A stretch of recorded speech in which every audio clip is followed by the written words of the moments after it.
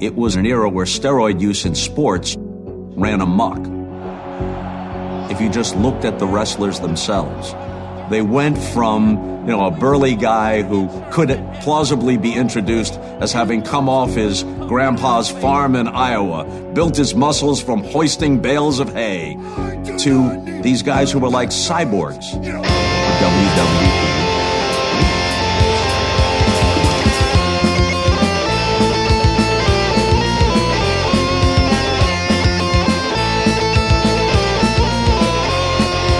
How you look at it could be, if you're the Joker, it'd be very funny. Yeah, I mean, there's such a thing as dark humor, right? Mm-hmm.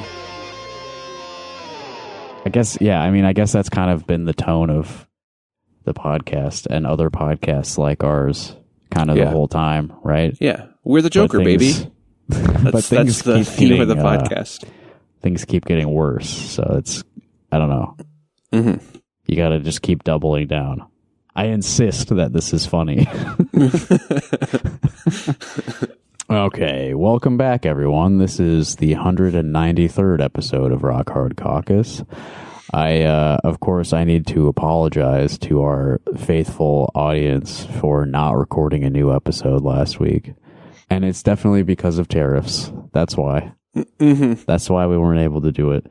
And now we're able to do it again because the tariffs are only happening a little bit. I guess, yeah.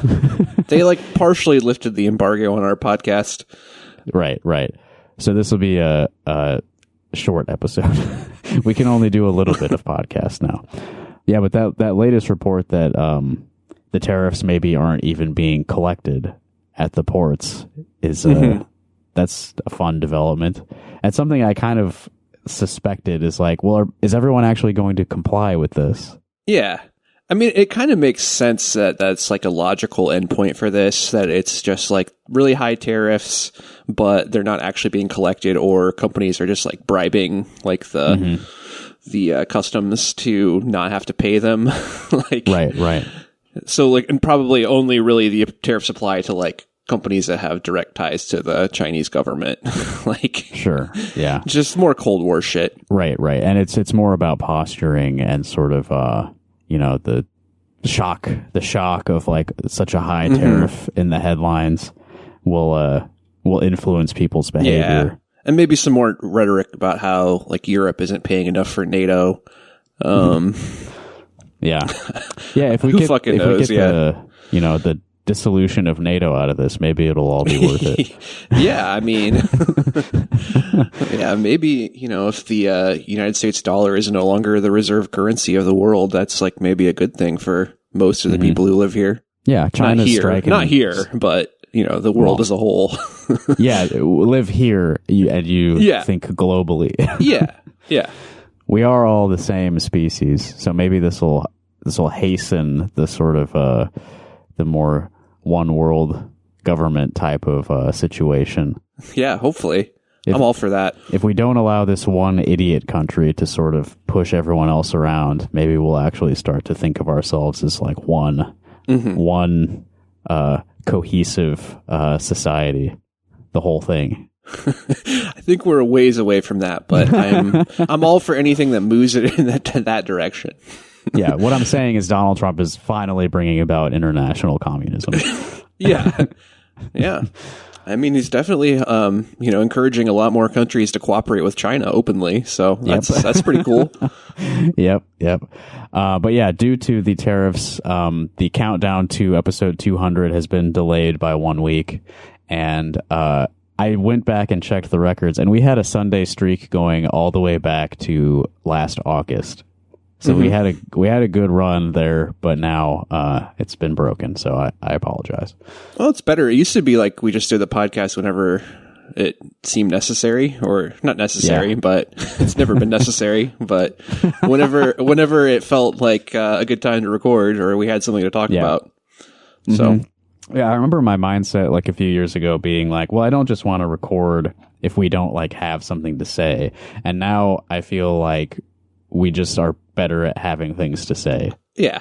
Just winging it. We got some practice. All right. news. We have some urgent news to discuss, first of all. A couple weeks ago, we were talking about Mahmoud Khalil and, all the other people having their visas and immigration status revoked and getting snatched up off the streets by thugs, government thugs. Mm-hmm. And we were talking about how, that's probably going to come here sooner or later, and it is.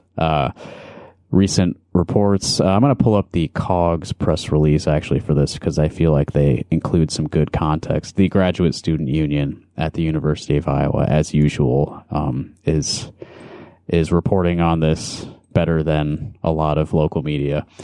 Here, COGS sent me a press release, and it includes the email that was sent by University of Iowa administrators to the international student community. So this was written by Russell Ganim at the University of Iowa on April 10th, Thursday of this week. Dear international students and scholars, I'm writing to share resources as federal activities are having an impact on international students at dozens of universities across the country and in Iowa. Very carefully crafted sentence there to not explicitly state what's going on. Hopefully nobody will get upset if I just vaguely refer to federal activities having an impact. And then he continues, on April 4th, the university learned the U.S. State Department had canceled the visa of a University of Iowa graduate student. The university did not initiate the action and was not aware of any violation. So this wasn't us, guys. We didn't initiate this. UI's International Student and Scholar Services immediately alerted the student, offered to meet, and outlined next steps. I'm being a little harsh on them, but I don't know what they can do or say in something that's probably going to be reported in the media that won't, draw the ire of the federal government even more. So like a week later, they sent this email out, and again, I don't know if it would have been better for them to like immediately alert the community or to have waited a week like they did. Like, is the thought like we don't want everyone to panic? Like we'd make it seem worse than it actually is if we like immediately start ringing the alarm bells. I don't know. I feel like maybe immediately starting ringing the alarm bells would be the best thing to do. Yeah, because it is bad, right? It's very bad. They are. They list some local legal resources to help people, stay as informed and prepared as they can. Let me read what COGS wrote. COGS recognizes university resources are currently overwhelmed, and they are likely able to offer little support for international students beyond encouraging them to find their own legal counsel. In light of such spurious attacks. Never had to say that out loud before. Spurious attacks on scholars and immigrants. We urge the University of Iowa, our community, and individuals to do whatever they are able to resist such blatant authoritarianism designed to terrorize our international students. Now, that's a bit more of a forceful statement, actually, describing this as what it is, which is an effort to make anyone who's here with the permission of the federal government, scared, stressed out, paranoid, worried all the time. It's terrorism. It's like emotional and mental terrorism against a group of people who have done nothing wrong and contribute quite a bit to this community. Yeah, absolutely. I mean, they're banking on, I'm sure, that a lot of people are going to self-deport. Like, right. Why would you want to stay in this fucking country when obviously my status is under threat? Like, it could happen any day. They could just decide to come pick me up. Like, revoking it for like people who have just like parking tickets. Like, they're, I think, cross-referencing any, I don't even know, like, I mean, who knows what they're looking at?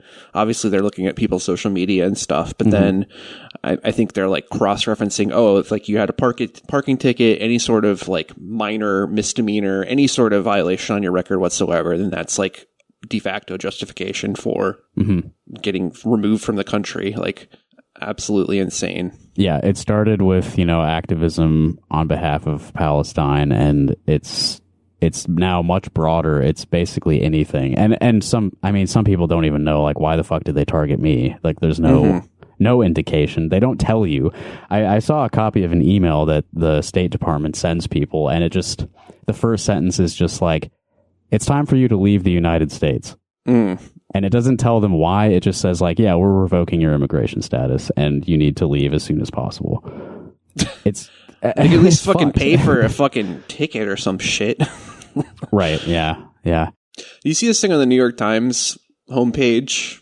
They did I just linked to the chat, but it's an infographic where they have the 4 different like legal statuses: citizen, green card holder, valid visa, or no valid visa. And it's like, could ICE seek to deport you if you've not been convicted of a crime?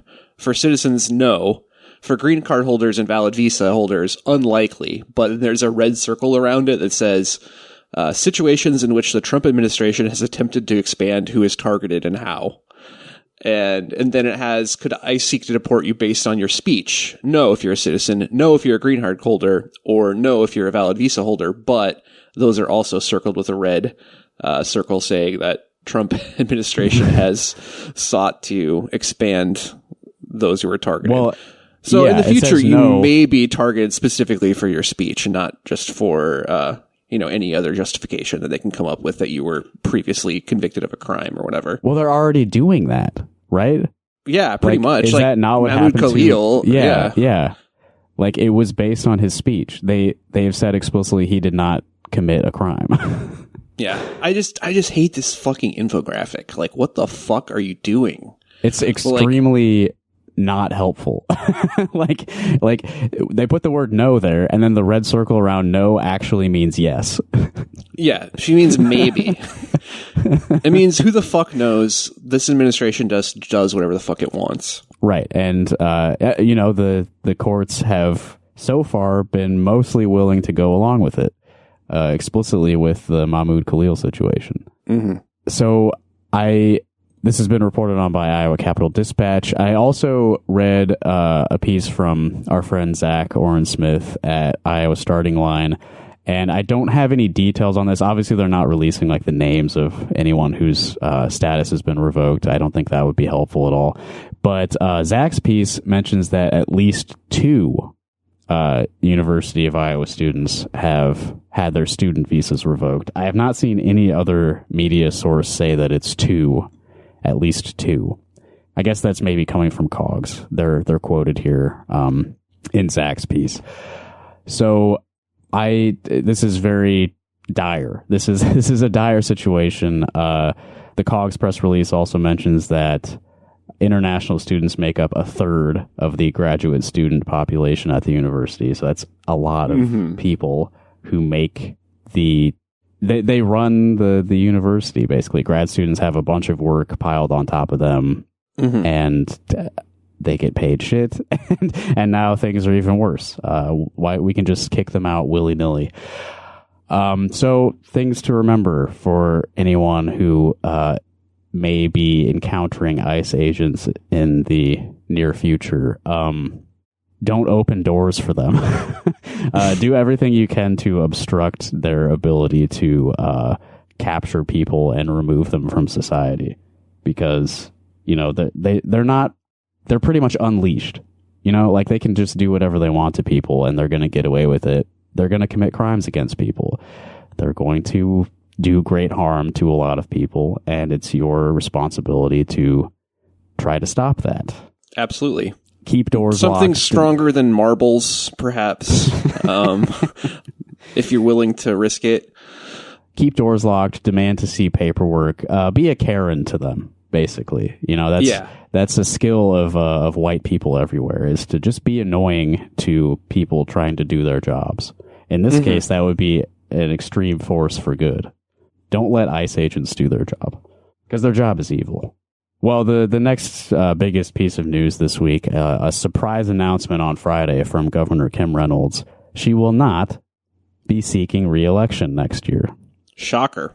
There's a ton of speculation. I watched the video that she released announcing her decision, and she, of course, says that she just wants to spend more time with her family. That's the only reason this is happening. a few days prior to that, there was some poll that showed she's the only governor in the entire country who has negative approval ratings. Literally 1 out of 50. I don't think that really factored into the decision, because that's been true for years. She's always polled poorly and then still won elections because the Democrats are so weak in this state. Have you read anything, or you have any thoughts about like why she might be making this choice? I don't know. I don't think there's really been any like tea leaves to read on that. But I wouldn't be surprised if she popped up somewhere else in the near future. Right. Other aspirations. Yeah. I mean, it just made me think about like her husband had that cancer diagnosis a couple years ago. She didn't decide to like step away from public office at that point. So it doesn't seem like it's really like her public explanation of, I just want to hang out with my grandchildren. I don't think that's the truth, obviously. There's that. There's also her lieutenant governor just like suddenly resigning. Was that last year? Yeah, last year. Yeah. Adam Gregg. That was so sudden that the video announcement that she's not running for re-election is on the YouTube page that still has Adam Gregg's name on it. It's still the Reynolds Gregg campaign page. Interesting. Yeah, so there's that, and there's a lot of speculation about like, well, who's going to be the next governor then? I think right now the only two candidates who are officially running are Brad Sherman, who is a Christo-fascist type of guy, and Paul Dahl, who is our choice, obviously. Yeah, people's champ. Yeah, I thought that maybe she decided not to run for re-election because Paul Dahl would just wipe the floor with her. Yeah, no, I don't know. I feel like, well, we've seen with this administration that there's a lot of, non-public official elected positions that have a lot of power and influence. And sure. I don't know. Maybe she didn't want to deal with another re-election campaign I don't know. I don't think that Democrats are likely to win in 2026 like they are thinking that they can. I mean, maybe. Well, yeah, they're really celebrating this, but it's like, yeah. Can you beat anyone else they're going to put up? It's probably going to be Brenna Bird, who is the same person as Kim Reynolds, who doesn't have as much name recognition and therefore baggage. I don't think that it's really going to make a huge difference, Brenna Bird versus Kim Reynolds, like who they run. Right. I don't think that's going to make a huge impact. Yeah. Well, speaking of the Democrats, we did get an immediate statement from Rita Hart, who is still the chair of the Iowa Democratic Party. She wrote this: Iowa Republicans' decade in control of state government has left Iowa 49th in economic growth and with a $900 million budget deficit, thanks to taxpayer handouts to special interests and vouchers for wealthy families who already send their kids to private schools. That's all one sentence. It's a bit clunky. In 2026, voters will get to hold them accountable for taking our state in the wrong direction, which would have been true whether Kim Reynolds was running or not, right? It's time to vote for a governor who will put Iowans to work, lower costs, and support our rural areas. That is so wild. Real to inspiring. Put that as the first thing. We need a governor who will put Iowans to work. Right. Y'all are fucking lazy. Y'all are not working. Y'all need to get a fucking job, all right? Yeah, like... And that's that on that. What is the criticism there? Like, is unemployment high under the Kim Reynolds regime? I don't think it is. I think we have relatively low unemployment compared to the rest of the country. Not that that's a thing that I'm terribly concerned about either way. Yeah, put Iowans to work. Didn't the Republicans just pass, like, or maybe it's not passed yet, but they're trying to put work requirements for Medicaid into state law. They've reshaped Iowa workforce development to make it. They've limited unemployment benefits dramatically over the past year or two. Like they legalized child labor. Right, yeah. A governor who will put our Iowan children back into the mines. I don't know what type of distinction she's trying to draw there. Like, what do you mean? what does the Democrat as governor envision in terms of putting Iowans to work that differs from the way we've been pushed back into work the past few years? I don't know. Maybe they're going to push some of the same policies that Kim Reynolds is championing. Like, right. Interesting. Yeah, obviously there's a lot of conservative voters here who keep voting for the Republicans, and I see the only path to success for the Democratic Party is to adopt the same principles. It's worked so well. It's worked so well in the past. Those conservative voters. They're doing really good right now. What if we run to the right of Brenna Bird? Have we tried that strategy? The strategy didn't work for Tom Miller, the only person who has so far lost a statewide election to Brenna Bird. It did seem like his campaign was trying to run to the right of her in terms of pointing to his record of executing pedophiles. That seemed to be a focus of his campaign strategy.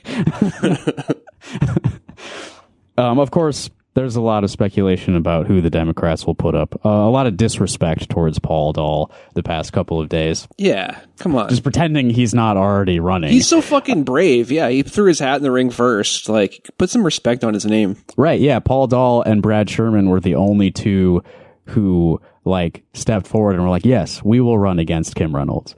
Now that she, the powerhouse that she is stepping aside, everyone's like, oh, my turn. No.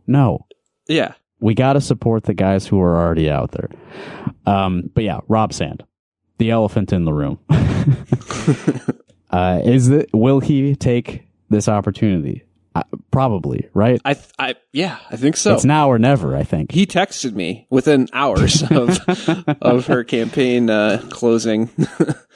Yeah. So yeah, I do think that he is going to run, and he's been raising shit tons of money for unspecified reasons that, I mean, I think we can say that he was raising money for a governor's campaign. Probably. I don't know. I guess he's probably got a better shot than Deidre DeGier. That's about all I'll say. Deidre didn't have, an oligarch father-in-law to bankroll her campaign. Right. Which that'll certainly help. And he will have the full committed support of the party, I think. I mean, it's pretty clear that he's, he and Rita Hart are probably, he has more power than Rita Hart to shape the Democratic agenda than... Yeah, he's in charge of the party. Yeah, he has to be. We know that. We've heard plenty of, back channels that... He wouldn't claim that himself, but he's definitely the one pulling a lot of strings. Mm-hmm. And it's because he's just so charming. Like, he's got the juice. Everybody loves him. Like, why not have this charismatic leader at the top making the decisions? He's posting AI-generated, action figure things of himself. That's really awesome. What that means is he's in touch with the masses. Yeah. Everyone else is posting the AI-generated action figures that look like shit and make stupid jokes and generalizations about your social media presence. So he should also do that. Mm-hmm. Because then you'll get a lot of likes, which translates to political capital. So he posted on X shortly after the Kim Reynolds announcement, and very diplomatically he said, "Public office is a demanding path in a way that few truly understand. I wish Governor Reynolds and her family well in retirement." Damn. Yeah, it's a real heavy burden to bear, but, me and Kim Reynolds, we're in the same boat. I totally understand what she's been through. Right. Yeah, both of them have struggled to get where they are. Mm-hmm. Recent Governor Reynolds activities involve, of course, stripping civil rights protections away from trans people, talking constantly about trans women in sports. Not that he shies away from criticizing her most of the time, but like, you can't, I don't know. You can't just like, as soon as she says she's going to step away, you're like, oh, respect. Like, no, she's she's done a lot of irreparable harm to the people of this state. I think Rob probably just empathizes with her because they both get like pushback. Like people are mean to them. Right. That's what he means when he says public office is a demanding path. Is that you get a lot of mean comments. Sometimes on the you have internet. to read things from people who don't like you. Yeah, which I think that he probably, that matters a lot more to him than Kim Reynolds. I don't think she's reading the comments most of the time. Probably not. But I'm sure she gets some nasty letters and stuff. Sure, I've called up her office. Yeah, that too. There is a Des Moines Register piece speculating on who might run to replace Kim Reynolds. I think we've already mentioned everyone that they mentioned. Brad Sherman, of course, is already running. Brenna Bird, so she hasn't explicitly said, like, yes, I will be running, but she's got a lot of encouragement from, Donald Trump himself at, like, his, like, celebration after the caucuses, like, a year ago. Wait, how long ago was that? That was over a year ago. That was February of 2024. He said at their like rally thing, he said, "This is your next governor." So she's been anointed by the king. Yeah, I've seen some people speculate that maybe because Kim endorsed DeSantis instead of Trump, that she read the tea leaves that, you know, she's not going to get like a lot of support from Trump or the National Party in the future, but I don't. Right. I don't know if that's true. I mean, that seems kind of far-fetched to me, honestly. Yeah, I don't know that like the voters in this state would care that much. Like, I don't think she would lose a primary as an incumbent based on that alone. No, you know. Anyway, yeah, she's got that. She also had a Chris LaCivita, a former senior advisor to President Donald Trump. Like immediately tweeted that Brenna Bird should run when Reynolds announced she was out. Oh yeah, among the names that were being floated on Friday, Ashley Hinson, Zach Nunn, and Randy Feenstra. You'll notice one name is missing out of that list for some reason. Why not Marionette, huh? Yeah. I mean, of the three, I could see maybe Hinson. Yeah, maybe going for that. I don't think Zach or Randy have... Yeah. I don't think they could do that. I don't know. No. Randy, I don't think so. I don't know. I mean, if they do the calculus, they're like, all right, it's going to be easier for me to win the governor primary race than it would be for us to win a general election to keep our existing seat. But I don't know. That's hard to project out that far in the future. Anyway. Yeah, I mean, midterms are next year. Yeah. I don't know. I don't see the 2026 midterms being that similar to 2018. There doesn't seem to be as much. No. At least here, I don't see this being like a blue wave election. Maybe I'm wrong. It could be a lot. I mean, the economy could completely crash in the next year. So I could be totally wrong on that. But yeah. Okay, other potential contenders. And then I'll mention one that nobody but me seems to be talking about. Other potential contenders include Matt Whitaker. You know that guy? I think we've talked about him, but I don't remember. He's like a crazy bald man. Right now, he was just appointed by Trump as the United States permanent representative to NATO. He was Okay. he was acting something in the first Trump administration. Yes, he was acting attorney general after Jeff Sessions resigned. Yes. Okay, I remember this now because everyone's like, "Oh yeah, we have a native Iowan." He's been writing on that for years now. Yeah, this like the guy nothing... that they hired because they fired. Wait, wasn't it was technically a resignation, Jeff Sessions, but I think he was kind of forced out. Yeah. This is old shit. I don't really remember. But Matt Whitaker has been writing on that for years now. He shows up at all of these like Trump rallies that happen in Iowa. I've seen him speak more than once. But just for being a seat filler for a couple of months, he's like, yeah, I have higher aspirations now. Other names. Iowa Secretary of Agriculture Mike Naig. I think maybe. I don't think so. And Iowa House Speaker Pat Grassley, who obviously he's being groomed to replace his grandfather Chuck in the Senate. Right. That's another thing I've seen people speculate about is that Kim is preparing to replace Chuck Grassley in the Senate, and that's why she's not running for re-election as governor. Interesting. I don't really see that happening either. All right. The thing that I think, my prediction, and if I end up being right on this, I should get a lot of credit. I think Terry Branstad's coming back for a third round. Hell yeah. How old is he now? I mean, he's got to be younger than Chuck Grassley. Much younger than Grassley, but he's a couple months younger than Donald Trump. So it's like, is it really that far-fetched to think that he might come back?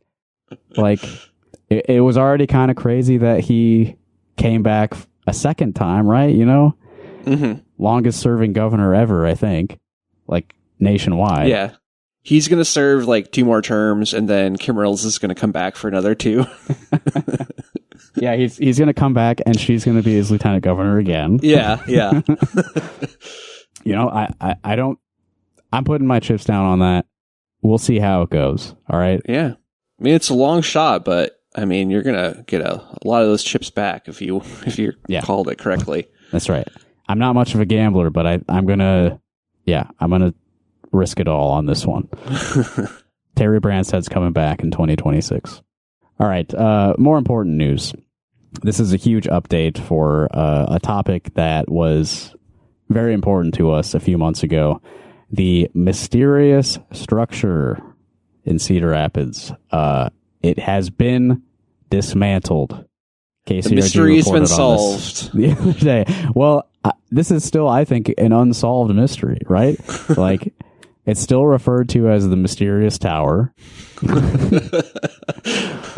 Although, you know, I think the mystery was explained, right, by the guy who made the tower. Like, this is the media just sort of refusing to accept his explanation. 100%. He had a very detailed website about it. Yeah, this is a renewable energy system, this tower. Mm-hmm. It's not a mystery. It's the power of air, water, and sand. Yeah. All right, so power floodlights. KCRG has been investigating this. The mysterious tower on the northeast side of Cedar Rapids has been taken down. This comes after the city repeatedly asked the owners of the property to remove it because they didn't have a permit for it. Government overreach. The city told TV9 it wasn't the one who took the tower down, so the city did not step in and dismantle the tower themselves. Unfortunately, I don't think they have footage of the removal of the tower, so that is a mystery. The owner of the property the tower stood on is, and then they mentioned 2 people, so bad grammar. The owners of the property are Bridget and Issei Toingar. So this is like an ongoing investigation that I was not aware of, that KCRG has been looking into multiple properties owned by the Toingars, who they are now labeling as slumlords. So Bridget Toingar specifically is a landlord on multiple properties in the city of Cedar Rapids, many of which have been inspected recently and found to be uninhabitable, very bad conditions. So this is a sad association here with what should have been the future of renewable energy. This is how, you know, capitalism taints everything. Like, I think that the creators of the mysterious structure are innocent in this. It's not their fault that they were renting property from a potentially unscrupulous, property manager. But I mean, I would be willing to live in substandard housing if I knew that my rent money was going towards a mysterious structure that would solve our energy problems in the future. Totally. Self-sacrifice. It's important. Well, and presumably your electricity bill would be free because of the power generated by the mysterious structure. So there's kind of a trade-off there. The Toingars were supposed to take the tower down last June. However, the tower remained standing until Sunday night, so just 1 week ago. It's a strong record. It withstood a lot of inclement weather as well, which is a testament to its structural integrity, of course. Maybe you could live in the mysterious structure. Maybe that's better conditions than the actual rental properties. Did we look into this at all? It just turns into a mech and just walks away. That's how they dismantled it. Yeah, not having footage of the I mean, it looks like a transformer. Totally. there could absolutely be a guy inside of there with like a bunch of controls that, he presses the button to transform into a bipedal robot and then just books it. Yeah. Okay, I'm asking the public, if you live in the neighborhood where the mysterious structure was standing and you have footage of the structure being taken down, or we'll say more vaguely, being removed, we would love to see that footage, basically because I now suspect what Evan is saying. Like maybe it like shot up into the air. It took off. It's some sort of space vehicle. It's a new Iowa cryptid. We're going to talk about this on the call-in show. We're going to have mysterious structure sighting reports. It's missing. If we didn't see where it went, we don't know where it is now. If you see a mysterious structure in the woods, let us know about it. If you see mysterious, very bright lights up in the sky, it could be this structure has taken flight.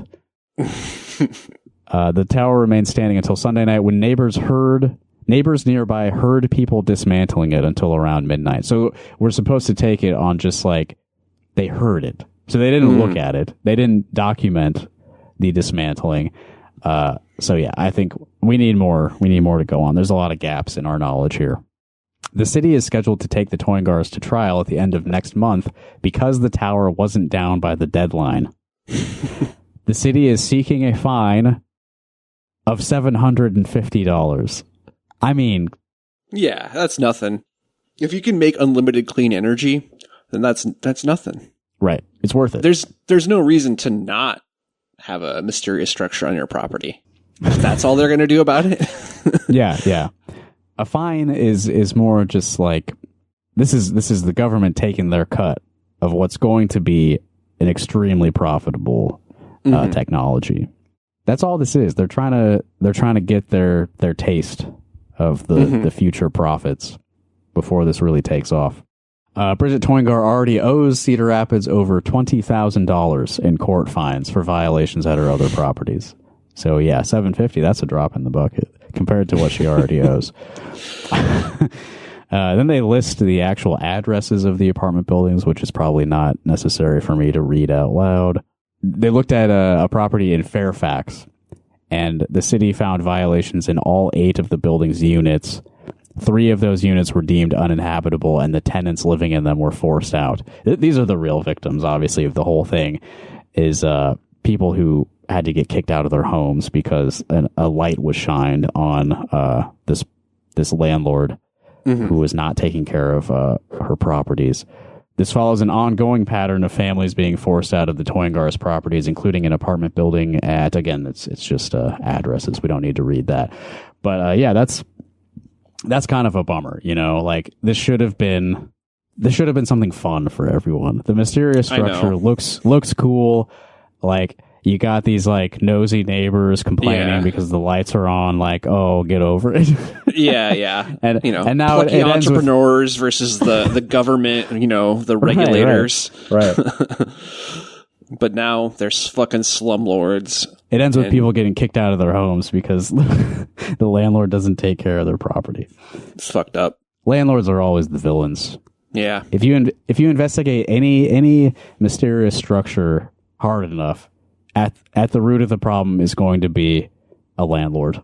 That's just the way our housing system runs right now. Just anything interesting, somewhere in the shadows, the landlord is doing something wrong. Yeah. Unfortunately, it's usually landlords who are against the mysterious structures. They're like, you can't build this mysterious structure on my property.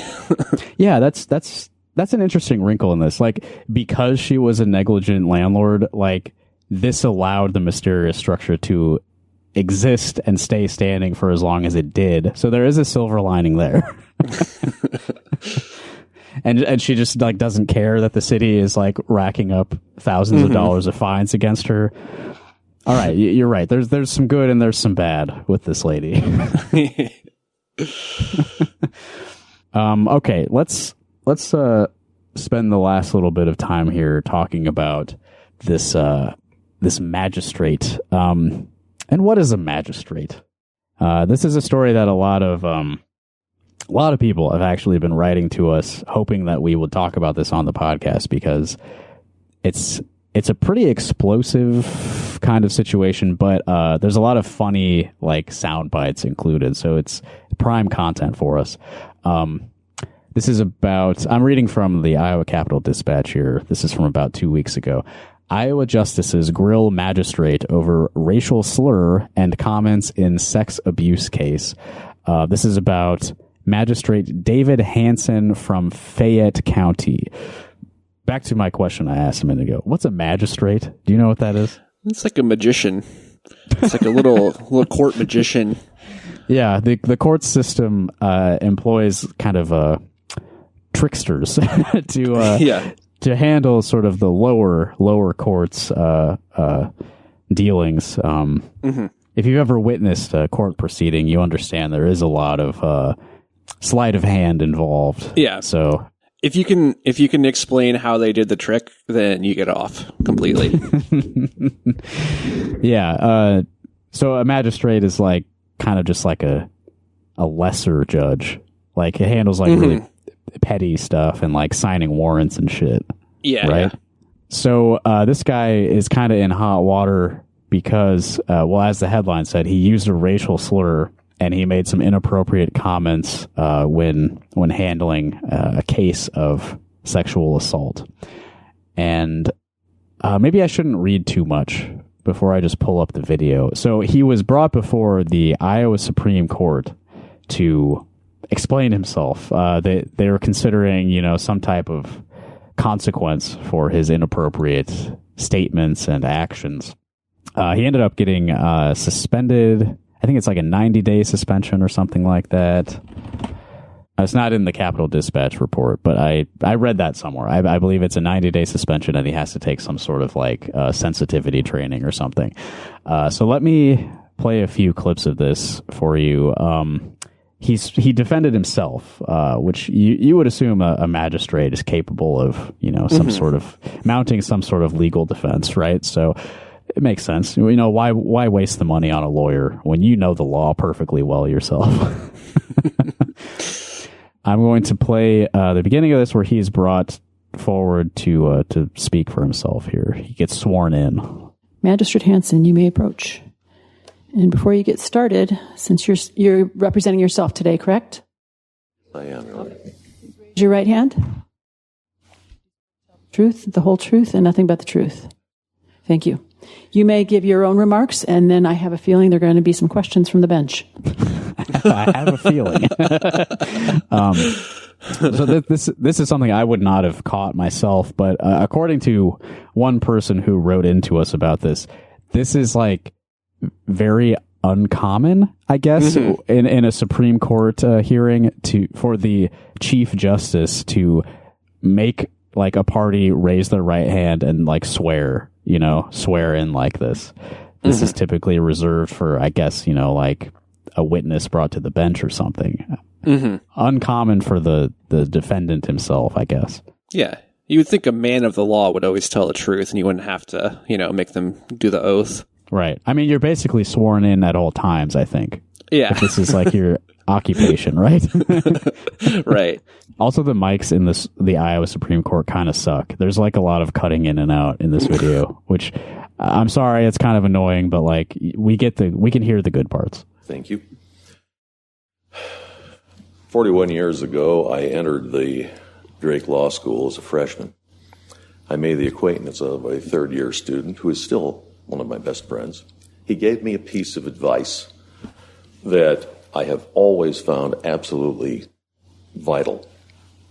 When you're faced with a legal question, go to the code, the cases, and the regs. I have always tried to do that. Okay, so this is like the background of his defense.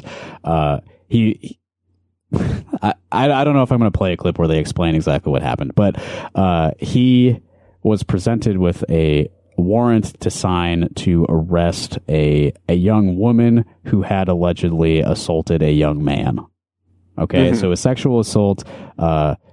a young man was the victim of a sexual assault from a young woman. Okay. There's a lot of obviously societal bullshit tied up with a situation like that. Like, and his defense is, I was presented with this and I consulted the code and precedent or whatever, you know. Let me just play what he says about this. When he got the complaint or the arrest warrant, this is how he kind of analyzed it. I didn't put it in my brief, but I read this, and I read it again, and I read it again, and I read it over and over again. I let it stew for about 4 or 5 days. So what do I do with this? Because I honestly thought, this is a lie. It reads like bad pornography. I hate pornography. Pornography is lies. And if I'm supposed to be evaluating something for truth, I cannot, in good conscience, grant this arrest warrant because it's an either-or question, as I think Judge Mansfield alluded to a bit ago. I either grant the warrant or I deny the warrant. If I deny the warrant, maybe this is what I should have done. I should have said warrant is denied for lack of sufficient evidence or something. So he's describing the victim's, recounting of what happened, right? Mm-hmm. He read a description of a sexual assault perpetrated by a woman on a man, and he decided, well, this couldn't have happened. This is a lie. Like, this reminds me of the pornography that I've witnessed in the past, which he hates, by the way. Like, no, what the fuck are you talking hates about? Because it's lies. Because it's lies. I also hate non-pornographic films because they are also lying to me. Yeah. I don't like when people are acting. Yeah, I don't like when people are acting at all. I actually take my job so seriously that I hate all fiction because it's not the truth. Mm-hmm. That's how seriously I take my job as a magistrate in Fayette County. I also thought it was interesting that he let the warrant sit there for like a week. Like, is there any urgency to this? Like, how often is he letting these warrants just sit around for a few days? Yeah, I don't know. I guess if any case that, kind of conflicts with his worldview that happens to show up, then he's gonna have a long debate session. Right. But I thought I owe it to the person who applies to tell me why I think I disagree with this story that the young boy had related to the policeman.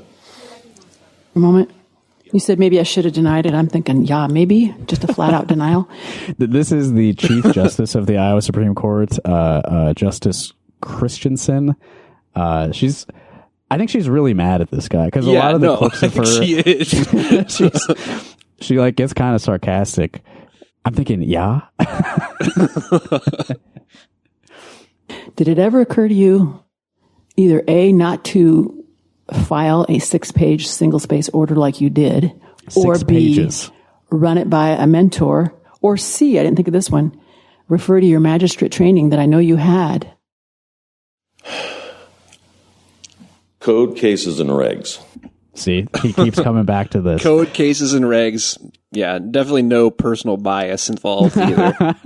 The code, cases, and regs told me I have to write 6 full pages on this. Like, I don't have a copy of that. I assume it's like a public document somewhere. These 6 pages he wrote to deny this arrest warrant. How could you come up with that much to say about it? 6 pages. Just to say, like, I don't think this is the truth. Like, 6 pages.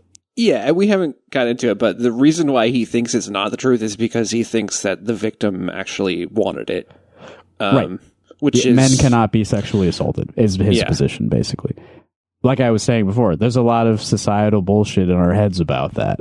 And I'm sure he's got that same bullshit in his head, and that's why he made this decision. But, being a person with this kind of authority to make decisions about, like, what happens when a crime like this is committed, that's really bad for him to have that mindset that, like, no, women can't assault men.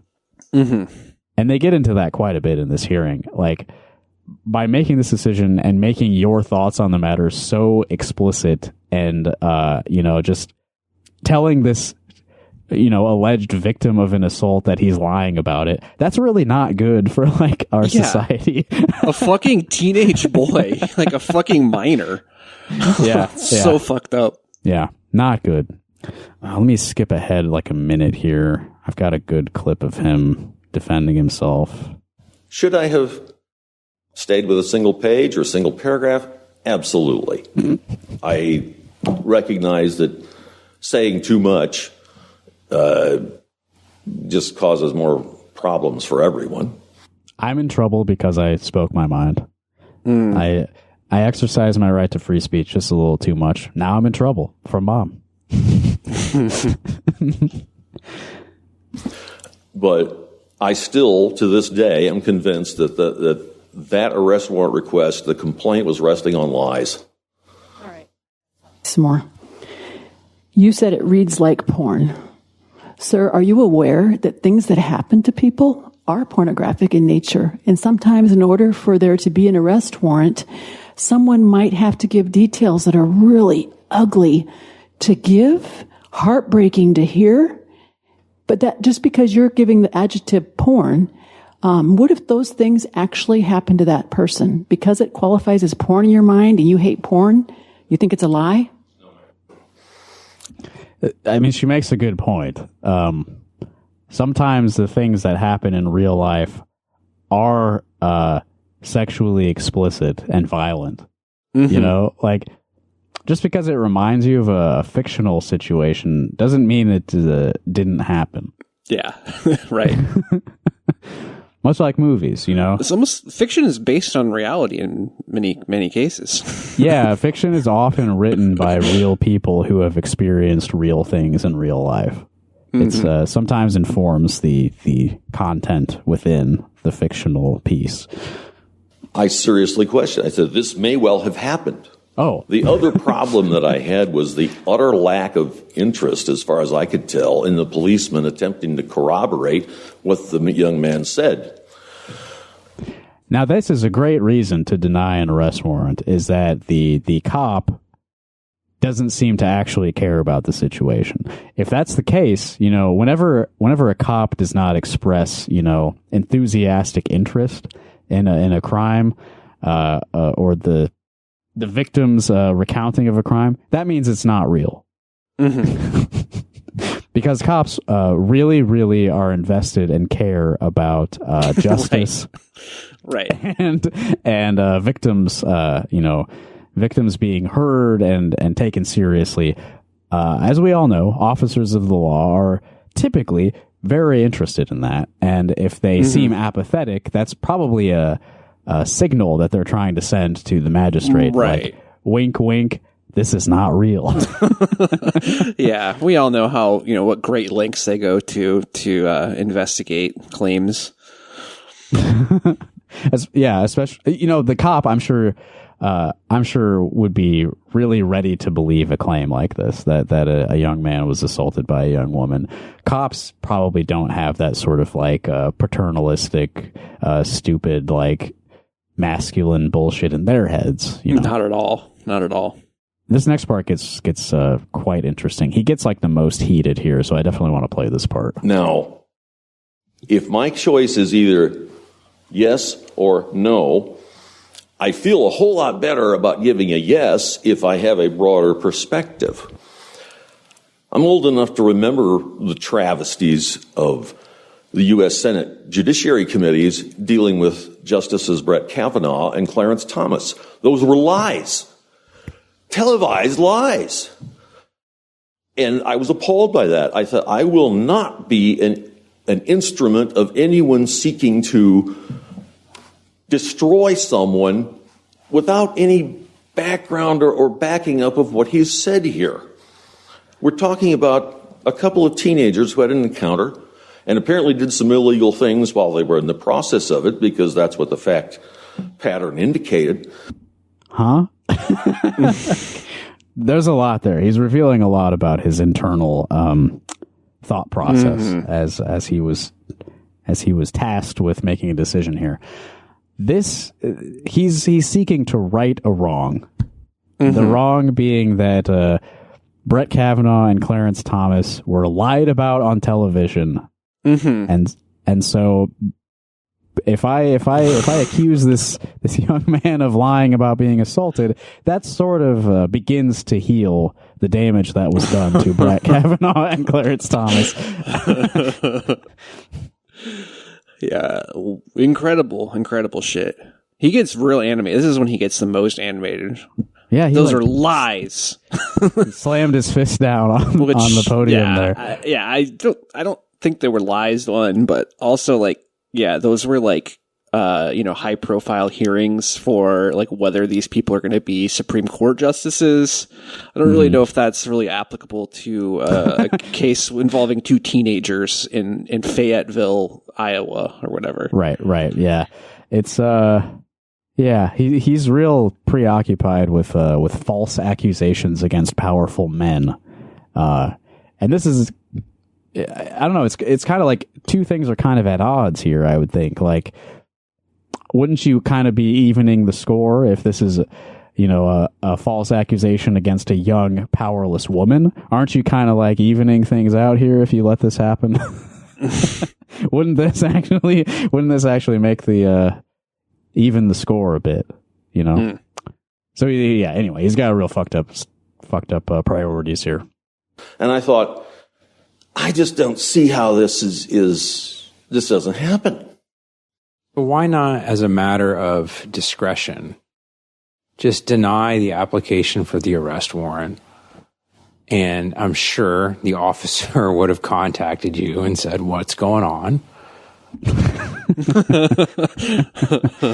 Yeah, rather than write a 6-page screed about how you don't believe men can be sexually assaulted. Yeah, I think that's Justice McDermott, I believe, is the man who was just speaking. I'm not super familiar with the justices on our Supreme Court, aside from David May, who does make an appearance later in the video. So yeah, obviously this is a big part of it, is that he wrote a 6-page screed denying that men can be assaulted. Part of it was, by the way, in his briefing here, he wrote, "The boy will automatically think, all right, I'm going to get some." So that's if automatic. All boys are the same, 100%. Right. We all want any sexual contact from any females in the world. This is only females. Sure. Never anyone else. Because that's just what boys automatically think. It's impossible to... Okay, let me be really clear here. What I'm saying here is not the truth.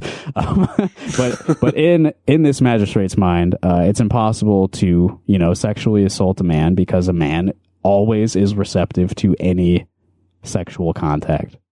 That's the worldview he is asserting with his decision regarding this arrest warrant. And that's a bad thing to be asserting because it's not true. And by perpetuating that, it's just going to make the situation worse. Any other men in Fayette County who are the victims of something like this will not come forward because they're not going to be believed by the justice system. And this is a problem for any victims of any type of sexual assault. It's a widespread issue. Not being believed is one of the top reasons they never come forward. Right. So let's talk about the other thing he's getting in trouble for, which was using a racial slur. That comes up right about here. Let's talk about the other situation quick, and we can go back and forth. But the situation where you use an incredibly offensive word. Well, first of all, do you think the term wetback is offensive? Let me ask you the same question, Evan. Do you believe that term is offensive? I've only heard it in offensive contexts, intended to cause offense. Right. I don't know what. I don't know that I could come up with a statement using that word where it would not be offensive. I mean, it's a slur for Mexican immigrants. There's really no other context for that word. learned since the using it that it is. I grew up in West Side working class Waterloo, and it was fairly common. I understood. You don't have to be college educated or law school to know. And you know what else? I'm holding you to a higher standard as a lawyer, and I'm holding you to an even higher standard as a judicial representative of this state. You definitely, that one, I'm going to call foul on that you didn't know it was offensive. I have a question. What proceeding was that word said to the young girl, to the young law school student, and was the defendant in the room? So this was like I don't know if they get into this in the clip, but a defendant didn't show up for a hearing, and he asked a clerk or something, well, is this guy and then he used the term, it's speculating like maybe this is an illegal immigrant, so he didn't show up to this hearing because he might encounter legal trouble because of it. And I believe that it's maybe not, maybe that's not outside of the realm of something that should be considered, that, if you're lacking legal citizenship, you might not want to show up to a courthouse. That's a valid thing to think about. But there's a way to ask that question, I think, without calling the person a racial slur. Yeah. The defendant was not there. The defendant did not appear for an initial appearance. And I wondered, since we have a lot of issues up at Postville in Fayette County in northeast Iowa, I said, I wonder, is this man illegal? I'm sorry. Go ahead. I did look on Iowa Courts Online, and the same date, that date is the date of disposition for each one of those simple misdemeanors. So does that reflect what have been? This part's just procedural bullshit. We can skip this. I believe that's Justice Oxley who's speaking now. And she has a good question about a minute from now. There was, in addition to the reference, there was also a statement, I believe, that you made about asking whether or not that was even his legal name and that he probably stole someone's identity. Does a statement like that coming from a judge on the bench reflect someone who is giving the defendant the constitutional right to be presumed innocent? No, ma'am. That's a gotcha question. I will perfectly stand up here and confess. I am prone to error. That's a good defense right there. Got his ass. Look, we all make mistakes. I'm a flawed human being. God didn't create me perfect, just like you. I am prone to error is such a great, you are an officer of the law. You're being asked by your superior, hey, did you kind of undermine like the whole presumed innocent thing, like kind of the entire basis of our legal system when you said this? It's like, look, we all make mistakes. Yeah. And he had it sounds like he had absolutely zero factual basis for, like, this is all just him just assuming. It's pure conjecture. Assuming just entirely based on this guy's race that, incredible. And I assume he probably had a picture of the guy, but I'm imagining like he just saw someone's name and it's like, well, that's a Mexican name. This guy's probably an illegal immigrant. Probably stole someone's identity. It's probably not even his real name. And it's like, yeah, you shouldn't think that, but you certainly shouldn't say it out loud in a courtroom when you're supposed to be like the impartial one in this decision-making process. So I guess, maybe it's good that he has no filter and he's an idiot and says all of his prejudices out loud. 90-day suspension, man. Right. Can't believe this isn't like complete disqualifying behavior. Like, get the fuck out of the judicial system forever. Like, yeah. I don't know if it was your brief or a summary by the JQC. I'm not sure where you said, just give me a list of words and I won't say them. Remember that? Yeah, I think I said that. You really think that we have to spoon feed you how to say appropriate things in the capacity as a judicial officer? I think, Your Honor, that If I'm to be held to a standard, I need to know what the standard is. I am perfectly prepared to meet that standard. Listen, George Carlin didn't say that one, all right? Yeah. I immediately went to thinking about, like, at radio stations. They have, at least the radio station where I've been. Yeah. Most, they have a list of words on the wall. It's like, don't say these on air. He needs something like that, like on his behind the bench, like don't say these words. Yeah. Look, nobody told me not to say racial slurs on the clock. Now that I know, I'm never going to say it again, but also I didn't know it was a racial slur to begin with. Mm-hmm. I grew up in West I grew Waterloo. up in Waterloo. You know what kind of people live in Waterloo, right? Like, this fucking guy. So I think part of what got him in this situation is that, like, his brief that he filed when he was, like, being investigated or whatever for his potential wrongdoing, he got, like, super indignant about it and was like, listen, if you don't want me to say the word, you got to tell me not to say the words. I would say no. I will agree with that. I will also say that I don't think of all the thousands of files that have come across my desk in the last 4 years, I don't think there's any single complaint that I have somehow made a decision in an actual case that goes against the standard list of no-nos, list of prohibited in what's the word? The no-no list. Invidious discrimination of race, color, sex, creed, national origin. Higher than invidious discrimination. I just asked you about the situation where you suggested that the defendant had stolen someone's identity, which seems to reflect that you're not being impartial. Do you think that shows impartiality? I guess if that's what was reported, no, I would agree. If that's what was reported. Yeah. It's not like I don't remember saying it or anything. Like, I've never done any of the no-nos.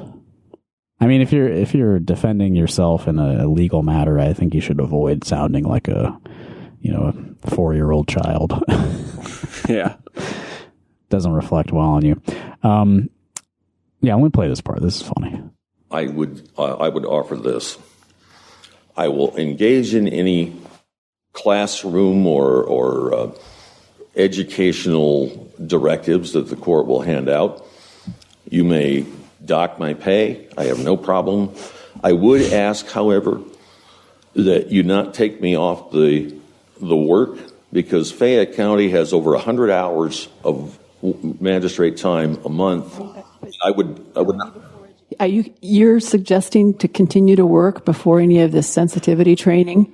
Yeah, but still, don't we have a pretty good indicator that there's some education to be had? And if we put you back out there to continue to preside over cases, knowing what you have put in writing and what you have done with this black robe that comes with such a responsibility, what you have already shown us you're capable of, how can we do that? Well, as Justice Waterman mentioned, I suppose you could remove me entirely. There you go. That sounds pretty good, actually. That's probably the right move.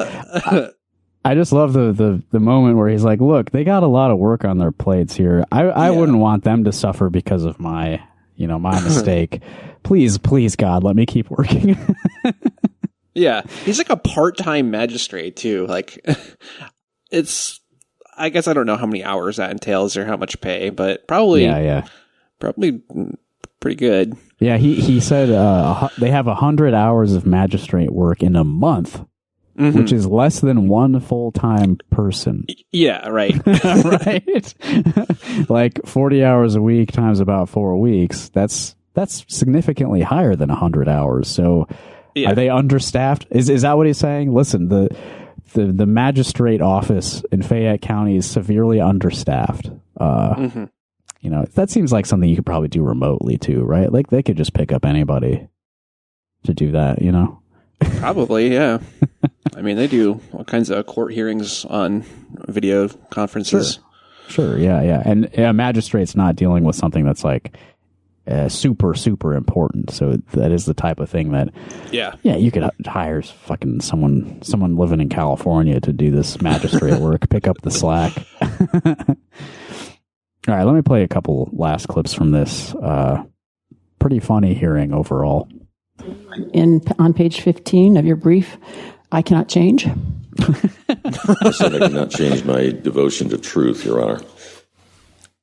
I will change my language. I will change my... Said, nobody has complained. Everybody likes how I'm conducting business. Once again, I think you are grossly underestimating. You are a judge in a robe sitting on a bench. I cannot fathom the amount of courage it took for that young law student to rat you out, for that 15-year-old student or alleged victim who was looking for an arrest warrant. Oh, wow. Okay. I overlooked that detail. It was a 15-year-old. I was thinking this was like an 18, 19, but 15. Yeah. A minor is what he was dealing with here. So fucked up.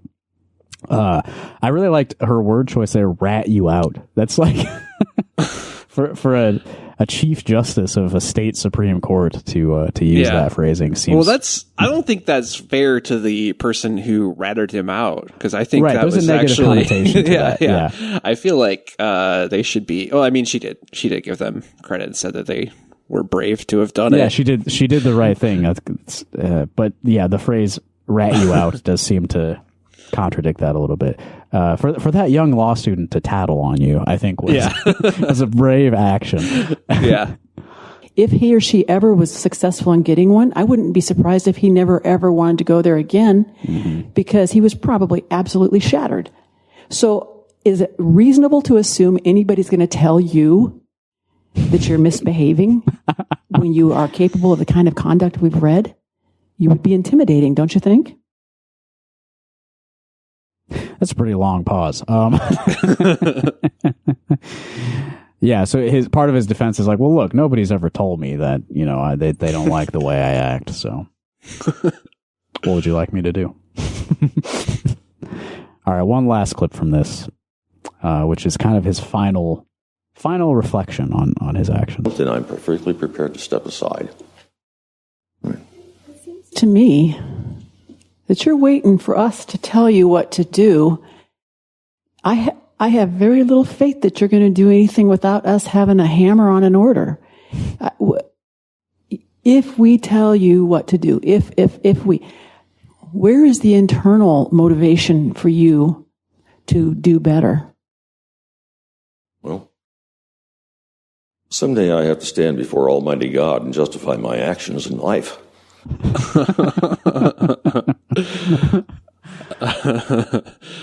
I'm not going to hold myself accountable, but God will. Yeah, I mean, someday after I'm dead and there are no longer any earthly consequences for me, then I will have to justify myself to God, who is definitely real, and everyone in this room accepts that God is real and will judge me for my actions in the afterlife. That will certainly change my behavior in the here and now. What a character, this David Hansen.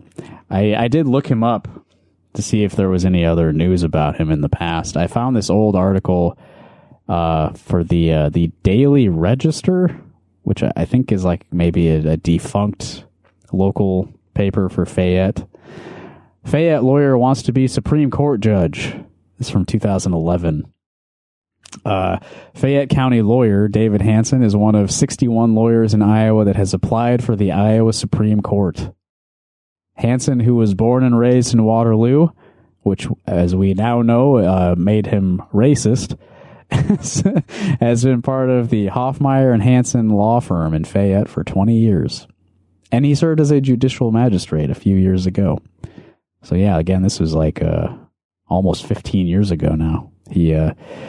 He applied for one of the vacancies on the Iowa Supreme Court back in 2011. So had things gone a little bit differently, he could have been on the other side of that whole encounter. thank God. I mean, thank God he wasn't. Yeah. Yeah, things, sometimes things work out for the best. David Hansen is instead, he's only being racist and sexist and discriminating against teenage victims of assault at a lower level of the justice system rather than being at the top of it. Mm-hmm. And maybe he won't be anymore. He has at least been suspended. Yeah. And from what I saw there, it doesn't seem like he's the type who's going to learn his lesson. So. No, they're going to give him some woke DEI training on how to not be a racist. Yeah, maybe he's going to pivot to a right-wing media career after this. Yeah. Oh, he's going to blow the whistle on the Iowa legal DEI. Yeah. What big sensitivity training doesn't want you to know. I got in trouble just because I said one racist word. Yeah. One time. Does that invalidate all the good work I've been doing? Do you think like the stenographer like paused for a second before they put that in the fucking record? I don't think that would have been a situation that would have had a court reporter. Oh, true. I don't know. Yeah. Because we relied on the ratting out of a young law student there. Right. Yeah, and actually let me just review when this all happened. Because I think we're dealing with years old. He's been a magistrate. He was appointed to the position in January of 2022, and it was August of 2022 when he refused to sign that arrest warrant. So he was only on the job for a few months when he did that. And then when did he say the racial slur? That was in July 2023. So, it took a couple years for this to actually result in any consequences for him. Mm. As far as I know, like in the meantime, he's just been working as usual. So so that's great. Anyway, that was pretty fun. I'm glad that people tipped us off to that one. Definitely a lot going on there with David Hansen. Mm-hmm. I doubt that's the last we'll hear from him. I hope it's the last we hear from him. All right. Well, that does it for our 193rd episode. Thanks for listening, everybody. We should make sure to plug our live show. Come to the show. Come to the show. May 7th. We're going to begin the screening at 7 p.m. on May 7th. Evan and I will be hosting the first ever Rock Hard Caucus live event. We've been doing the podcast since 2019. We've never stepped foot outside into the real world. Right. In all that time. Except to go to the Iowa State Fair. That's the only time. Yeah. That's true. Typically we keep the doors locked. Never see the sun.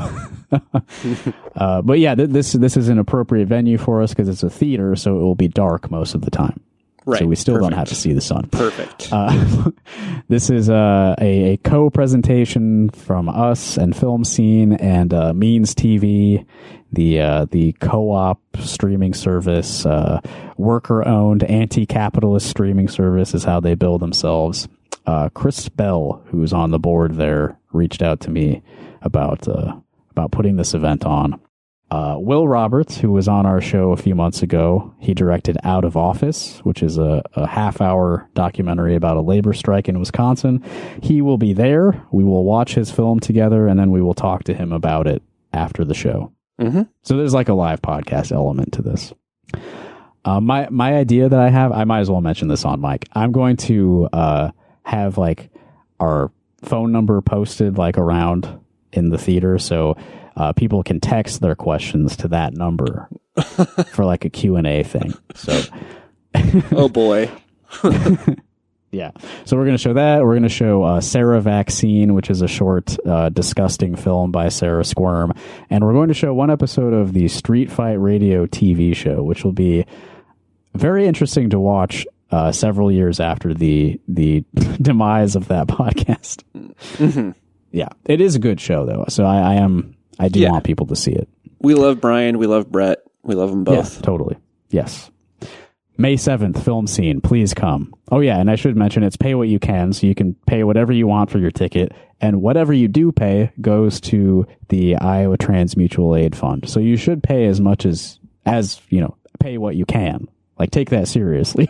Pay as much as you can, because the money isn't just going into our pockets. It's going to trans people who are going to need the money.